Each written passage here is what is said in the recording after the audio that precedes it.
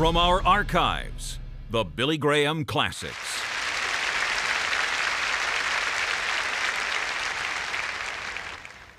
Essa noite desejo ler no 5º capítulo do livro de Gálatas. 5º capítulo do livro de Gálatas. E eu, irmãos, se prego obras, se prego legalismo, porque sofro perseguições. Então, a ofensa da cruz acabou. Agora estamos vivendo um momento da história em que muitas pessoas estão com medo. Lemos as manchetes nos jornais, ouvimos o noticiário da televisão e nos perguntamos quando a Terceira Guerra Mundial pode acontecer. Estamos orgulhosos de nossos militares no exterior e do heroísmo que eles exercem no mundo inteiro. Mas, sabe, tive o privilégio de ser amigo do escritor John Steinbeck. Ele escreveu o Gospel of Ruth, que se tornou famoso. E um dia, John me deu a cópia de uma carta que ele recebeu de Adlai Stevenson, que na época era candidato à presidência dos Estados Unidos. Adlai Stevenson escreveu: há uma inquietação nervosa, há uma fome, uma sede, um anseio por algo desconhecido. Talvez seja moralidade. Depois, a violência, a crueldade, a hipocrisia sistemática de um povo que tem demais. Parece que a América está nesta condição. Temos muitas coisas. Eles gostam de passar horas e gastar dinheiro sentado na frente do sofá para trazer alegria para a sua alma. Se eu quisesse destruir a nossa nação, disse Stevenson, eu daria muito, eu os colocaria de joelhos, de uma forma miserável, gananciosa e doente. Principalmente estou preocupado com a imoralidade cínica do meu país. Eu não acho que se pode sobreviver dessa forma. E a menos que uma catástrofe nos atinja, estamos perdidos em nossas atitudes. Estamos atraindo uma catástrofe para nós, porque derrotamos na natureza. Não podemos conquistar em nós mesmos. Agora, eu cometi um erro. John Steinbeck escreveu essa carta para Adlai Stevenson e ele me deu uma cópia dela. Mas o que me tocou foi o que vencemos na natureza. Nós conseguimos chegar na Lua. Mas então, mais tarde, com todo o avanço científico que está acontecendo, ele disse: não podemos conquistar a nós mesmos. Então, o mundo inteiro essa noite procura uma resposta. Um líder europeu foi citado nos jornais dizendo: se o diabo oferecer uma solução para os problemas do mundo, eu o seguirei com prazer. Estamos ficando desesperados. Emil Brunner uma vez chamou a cruz de Cristo de o escândalo do cristianismo. E porque a resposta para todos os nossos problemas se encontra ao pé da cruz. Se apenas nos arrependêssemos dos nossos pecados e nos voltássemos para a cruz, lá encontraríamos a resposta para os nossos problemas pessoais, nossos problemas corporativos, nossos problemas nacionais e internacionais. Mas veja, temos que lembrar que 800 anos antes de Cristo ser crucificado, o profeta Isaías escreveu que ele foi rejeitado pelos homens, homem de dores, experimentado no sofrimento, e como um de quem os homens escondem o rosto, era desprezado, e dele não fizemos caso. A expressão, a ofensa da cruz, soa muito estranho aos nossos ouvidos atualmente. Porque olhamos para as torres de nossas igrejas, sejam elas católicas ou protestantes, e vemos a cruz. Está gravada em nossas Bíblias, é um enfeite em nossos pescoços, é um emblema de arte dos poetas, e isso é bom. Mas tornou-se sentimental, o interesse romântico pela cruz. Mas o que realmente representa essa ofensa?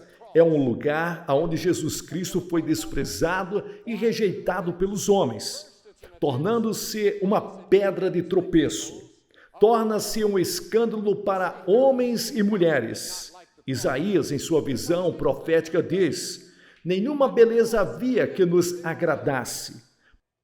Paulo, muitos anos depois de Cristo, descobriu que a cruz provocou o escárnio e despertou o antagonismo de homens e mulheres em todos os lugares.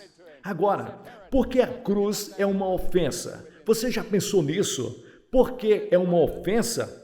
Primeiro, é uma ofensa porque condena os males do mundo.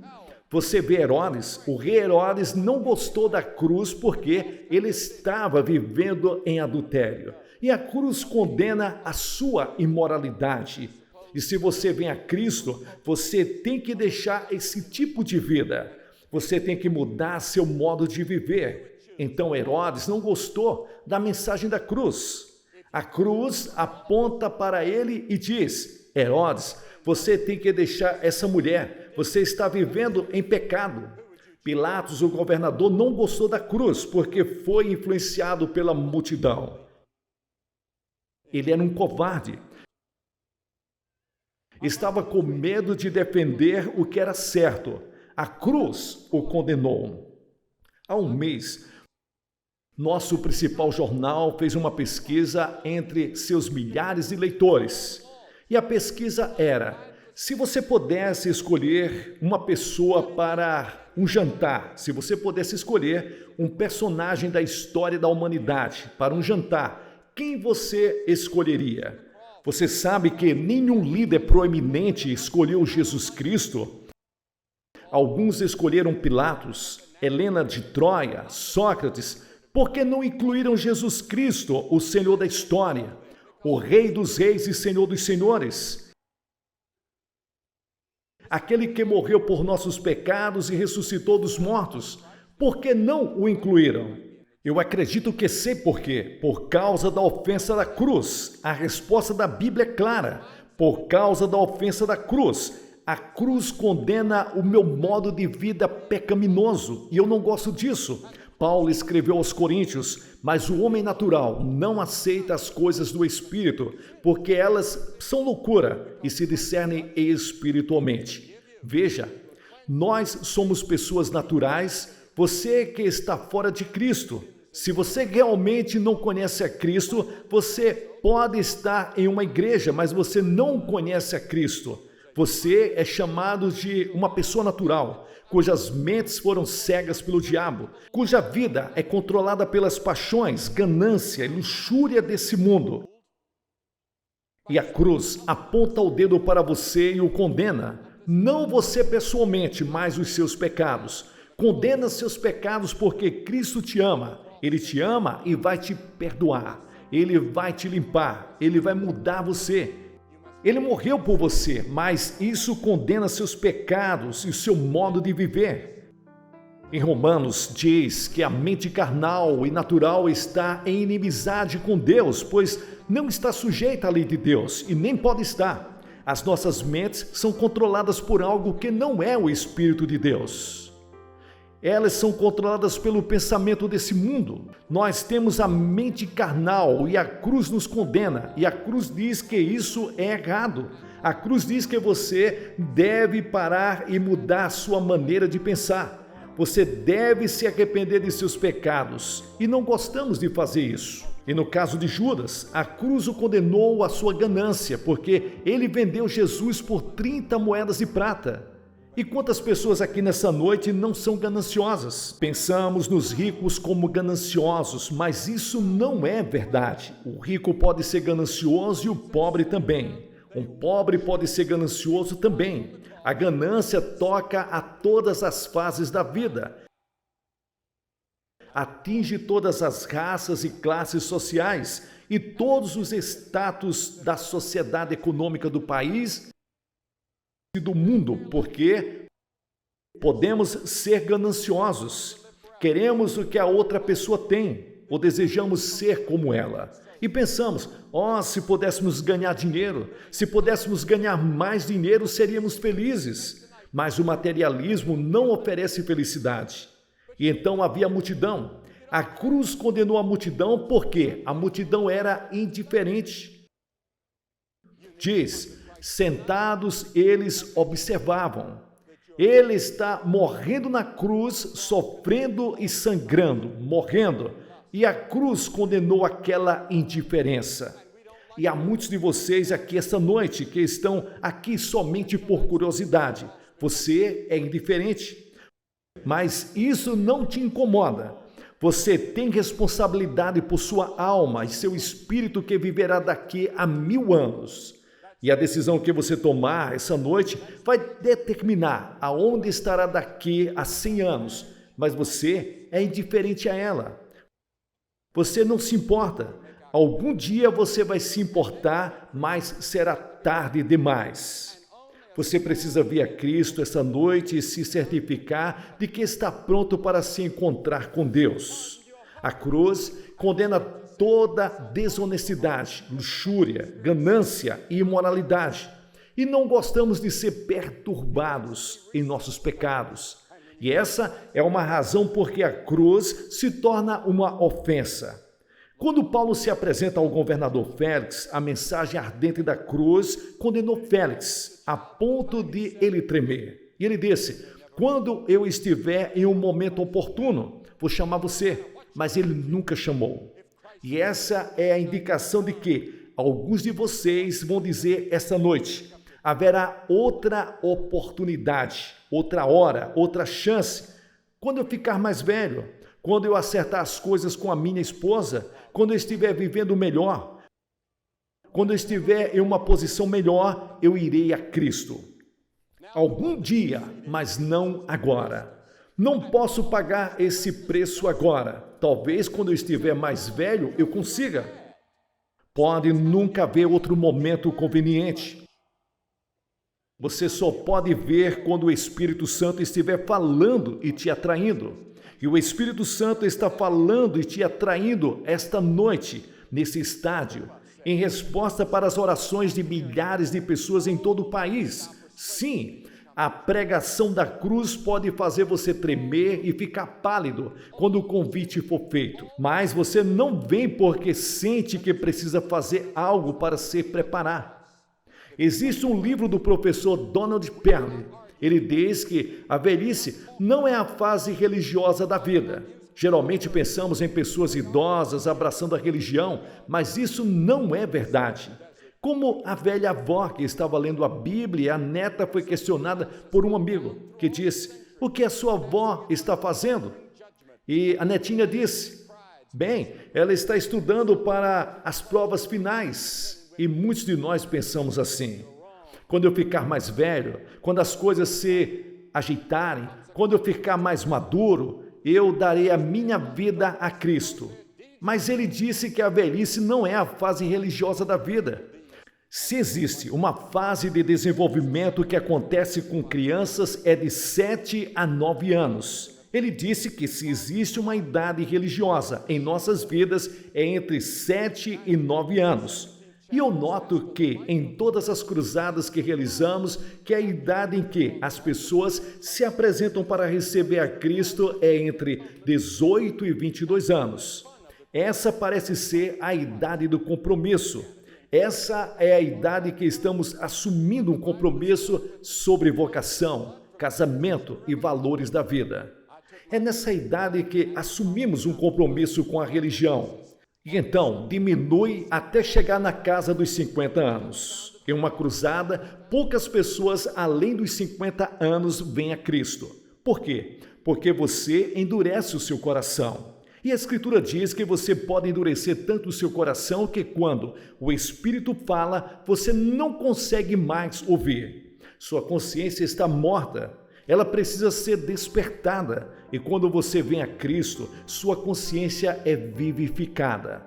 Loyola, o fundador dos jesuítas, afirmava que se você não alcançar uma criança até os 7 anos, nunca mais poderá alcançá-la. É melhor você vir a Cristo agora, não importa qual seja a sua idade. Se Cristo está falando com você esta noite, venha. E você que está assistindo pela televisão, pegue o seu telefone e ligue para o número que aparece na sua tela. Há um conselheiro esperando para falar com você e te ajudar a assumir o seu compromisso com Cristo agora, enquanto é tempo. Nunca haverá um momento mais conveniente do que este. Ora, quem sucedeu a Félix chamava-se Festo, e Paulo pregou a Festo o evangelho, e Festo disse: Paulo, você é um louco, algo aconteceu com o seu cérebro, você estudou demais. E quantos de nós dizemos quase a mesma coisa para aqueles que vêm a nós e pedem para que venhamos a Cristo? Você é um fanático. O rei Agripa disse que depois ouviria Paulo. Você quase me convenceu a me tornar um cristão. Ontem à noite, Cliff usou aquela música no final, quase no reino, quase persuadido, mas a Escritura nos ensina que é pela pregação da cruz que chegamos a Cristo. Não podemos convencer ninguém a entrar no reino de Deus. Nós não podemos convencer ninguém a entrar no reino. Não posso usar palavras intelectuais de argumentos para levá-lo ao reino de Deus. O Espírito Santo faz isso quando a cruz de Cristo é apresentada. É assim que a cruz de Cristo passa por todos os séculos, levando o seu julgamento inabalável sobre as vaidades, orgulhos, ódios, ganâncias e prazeres e luxúrias, autoindulgentes e concupiscências de homens e mulheres. E diz: você está errado, você é um pecador, e nós não gostamos disso. Torna-se uma consciência para o mundo. As Escrituras dizem: os homens amam as trevas porque as suas obras são más. A cruz lança luz sobre as suas obras e eles não gostam disso. E então, há uma segunda razão. Eu acredito que é porque a cruz é uma ofensa. A cruz é uma ofensa porque o sangue foi derramado lá. Em Levítico capítulo 17 diz que a vida da carne está no sangue, e eu te dei sobre o altar para fazer expiação pelos seus pecados, pois é o sangue que faz expiação pelo pecado. Agora, as pessoas zombam da cruz e zombam de Cristo, do cristianismo e dos cristãos, porque falamos sobre sangue. Mas a Bíblia está repleta de tópicos de sangue, do Gênesis ao Apocalipse. E eu me formei na faculdade de antropologia e escrevi a minha tese final sobre o tema sacrifícios de sangue em todo o mundo. E nunca encontramos uma tribo, ou povos, ou qualquer lugar do mundo que em algum momento não praticasse sacrifícios de sangue. Agora, onde eles aprenderam isso?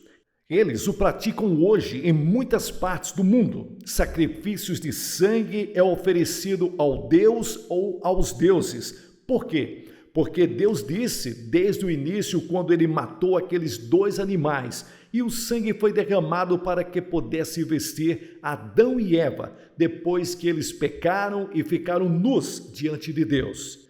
Ele estava ensinando que o único acesso a ele era pelo sangue. E quando Caim e Abel vieram, ele aceitou o sacrifício de Abel, ele rejeitou o sacrifício de Caim. Caim trouxe uma oferta de vegetais, Abel trouxe um sacrifício de sangue e Deus aceitou o de Abel e rejeitou o de Caim. E Caim ficou zangado e com ciúmes e matou o seu irmão, porque o sangue é a maneira de nos aproximarmos de Deus. Agora, o que o sangue significa? Por que Deus escolheu algo tão feio e revoltante quanto o sangue? Sangue significa vida. Quando o sangue vai, a vida vai. Cristo ofereceu a sua vida na cruz pelo derramamento de sangue. E a Bíblia ensina que é o sangue que faz propiciação. Esse é o propiciatório, é o ponto de encontro entre Deus e o homem. É o que cobre os nossos pecados. É na cruz de Cristo que somos recebidos como filhos libertos de Deus no reino eterno de Deus. Você só pode vir pelo caminho da cruz, onde o sangue foi derramado. É o sangue da propiciação ou cobertura. É o sangue também da redenção. Apocalipse 5:9. E entoavam um novo cântico dizendo: Tu és digno de receber o livro e abrir os selos, porque fostes morto e com o teu sangue nos compraste para Deus, de toda tribo, língua, povo e nação. Pense naquele momento em que estaremos na presença de Deus. E em terceiro lugar, é o sangue da remissão ou perdão. No 9º capítulo de Hebreus diz: E quase todas as coisas são purificadas pelo sangue, e sem derramamento de sangue não há remissão de pecados. Você não pode ser perdoado sem derramamento de sangue. E então, é o sangue da reconciliação. Efésios capítulo 2, versículos 13. Mas agora em Cristo Jesus, vós que antes estavas longe, fostes aproximados pelo sangue de Cristo. Isso nos reconcilia com Deus. Você vê que a Escritura diz que estamos em inimizade com Deus. Isso significa que Deus está em guerra conosco. Podemos nos encontrar ao redor da mesa da paz. É o sangue que nos une e quebra a inimizade entre mim e o meu vizinho, entre mim e o meu familiar. Talvez tenha ocorrido problemas entre nós, mas a fé em Jesus Cristo pode nos unir. Porque a fé em Cristo é reconciliadora. Ele é o príncipe da paz. E então, é também o sangue da justificação. Romanos capítulo 5, versículo 9. Justificados pelo seu sangue, fomos por ele salvos da ira. Pense nisso, salvos da ira. Agora, Deus é um Deus de ira, e sua ira será derramada sobre este mundo e sobre você, se você estiver longe de Cristo. Mas o sangue pode parar a ira de Deus. O sangue que ele derramou na cruz traz a justificação, e justificação significa como se você nunca tivesse pecado. Você pode imaginar uma coisa dessas? Como se você nunca tivesse pecado? O seu coração fica tão branco quanto um lírio diante de Deus, como se nunca tivesse cometido um pecado. Suponha que eu fosse perfeito desde o dia em que nasci até o dia em que morrer. É exatamente isso que significa justificação, como se eu nunca tivesse pecado. E então é o sangue da paz. Colossenses capítulo 1, versículo 20, temos paz por meio do sangue da cruz. Não seria maravilhoso se o mundo se curvasse aos pés da cruz e agora pudéssemos ter paz em nosso mundo? É também pelo sangue que nos achegamos a Deus com ousadia. Tendo, pois, irmãos, ousadia para entrar no Santo dos Santos pelo sangue de Cristo. O sumo sacerdote só poderia vir a Deus uma vez por ano. Podemos ir a qualquer momento do dia, como crentes, ousadamente na presença de Deus, por causa do sangue que foi derramado na cruz. É também o sangue da purificação. Se andarmos na luz como Ele na luz está, temos comunhão uns com os outros, e o sangue de Jesus Cristo, seu Filho, nos purifica de todo pecado. Sim, eu cometo pecado. Alguns pecados eu conheço, outros não. As coisas desse mundo podem me afetar e preciso de uma limpeza todos os dias. E me foi prometido que o sangue está disponível todos os dias para me purificar dos pecados cometidos ou omitidos. Você conhece Jesus Cristo? Você o aceitou? E em terceiro lugar, a cruz de Cristo é uma ofensa porque exige um novo estilo de vida onde Cristo é o Senhor. Sim, quando você vem a Cristo, deve haver uma mudança em sua maneira de viver. Jesus Cristo disse: se alguém vier após mim, negue-se a si mesmo, tome a sua cruz e me siga. Isso significa negar as minhas próprias ambições e desejos egoístas, luxúria, ganância e tomar a minha cruz. O que isso significa? Significa que você está disposto a seguir e morrer por Cristo.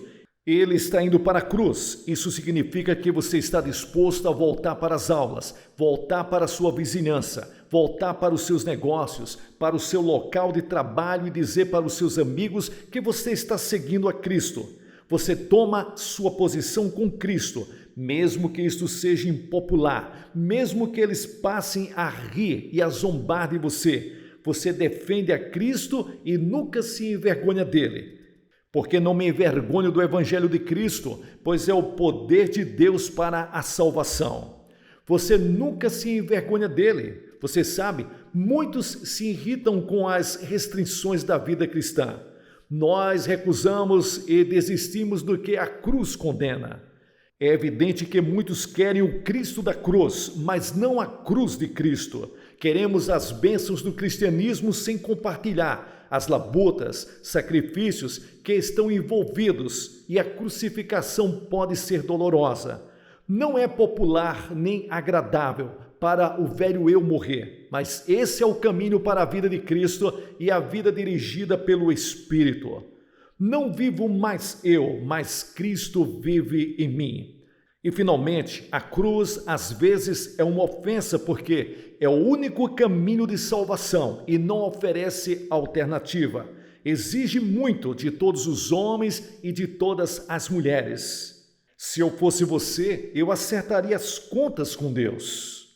Posso pregar para você ritualismo, obras, ordenanças e a ofensa da cruz cessará.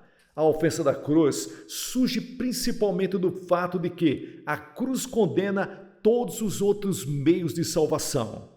Não há outro caminho, nenhum outro meio onde você possa encontrar o perdão dos seus pecados, a paz permanente e encontrar aquele algo mais que você está procurando há muito tempo para organizar a sua vida. Mas você não tem total certeza do seu relacionamento com Cristo. Você não consegue dizer, tenho a certeza, sei ao certo. Você gostaria de dizer. Você quer se livrar dessas dúvidas. Vou pedir que você venha nessa noite e se acerte com Jesus Cristo, recebendo-o como seu único e suficiente Salvador. Centenas de pessoas fizeram isto essa semana. Vou pedir que você se levante do seu assento e venha. Fique em frente dessa plataforma. Depois que você vier, vou dizer uma palavra para você. Vou fazer uma oração com você e dizer sim a Cristo.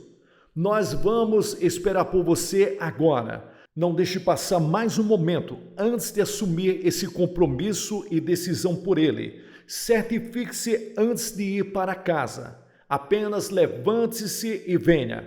Como todos nós estamos em atitudes de oração, por aqueles que Deus está falando com eles esta noite. Venha rapidamente.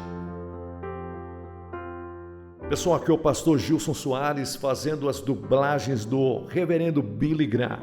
Você que chegou até o final desse vídeo, dê um like e considere abençoar este canal e a obra missionária na cidade de Guarabira, Paraíba, com qualquer valor que Deus colocar no seu coração.